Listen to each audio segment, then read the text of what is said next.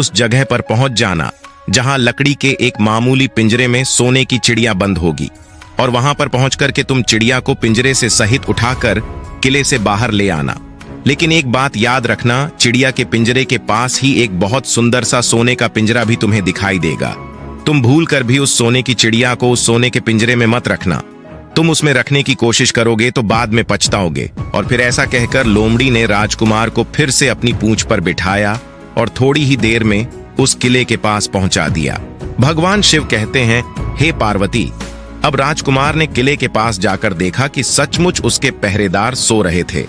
और फिर छोटा राजकुमार बिना डरे हुए सीधा महल में घुस गया और थोड़ी ही देर के बाद उस कमरे में जा पहुंचा जहां सोने की चिड़िया एक पिंजरे में बैठी हुई थी। उस पिंजरे के पास ही सोने के 3 सेव पड़े हुए थे। फिर तो उन तीनों सेवों को देखकर राजकुमार ने फौरन पहचान लिया कि ये तीनों सोने के सेव उसके पिता के बाग के ही हैं।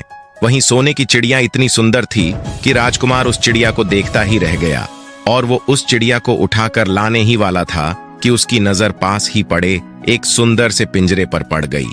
वो पिंजरा बहुत ही सुंदर था और उसमें तरह तरह के कीमती पत्थर जड़े हुए थे। और फिर उस सुंदर सोने के पिंजरे को देखकर छोटे राजकुमार के मन में लालच आ गया और उसने सोने की चिड़िया के लिए वही पिंजरा ठीक समझा, और राजकुमार लोमड़ी की बात को भूल गया कि उसने सोने के पिंजरे को छूने के लिए मना किया था।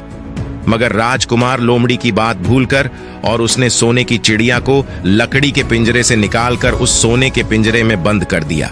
लेकिन नए पिंजरे में आते ही वो सोने की चिड़िया जोर जोर से शोर मचाने लगी और राजकुमार पिंजरे को उठाकर कमरे से बाहर भी नहीं निकल पाया था।